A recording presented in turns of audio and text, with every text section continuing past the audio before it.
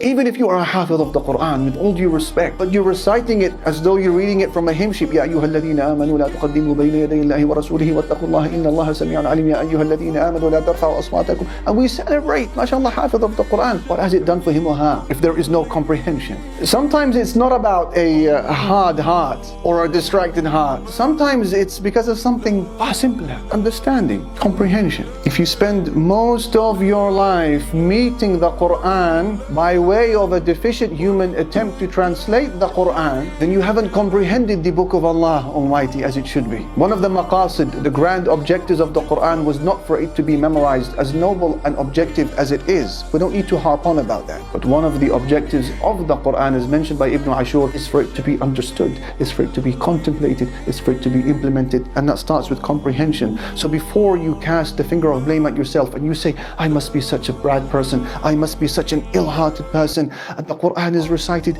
and it doesn't move me. Ya Habibi, do you understand what Allah Almighty is saying? So don't be too harsh on yourself before asking this basic question: what efforts have I made to access the book of Allah Almighty? And that is why Ibn Jarir al-Tabari, the Imam of the scholars of tafsir, he said in the introduction to his tafsir the following words: إني لأعجب ممن يقرأ القرآن ولا يفقه تأويله كيف يتلذذ به. I am amazed, he said, that anyone who recites the Qur'an and does not understand its meanings, how can he derive from it any pleasure, any joy? The path of direct access to the words of Allah Almighty as He spoke them is available. And yet we choose to spend the finest of our years connecting with the words of Allah Almighty through the efforts of the human effort. Do you see the loss? Do you see the tragedy? And you have two options. Either you hear it from the words of a translator who paraphrases and interprets as much as his human efforts allow him with the many human deficiencies, or if you wish, you can climb the proverbial wall and you can access it yourself directly and allow the words of Allah to do its thing on your soul.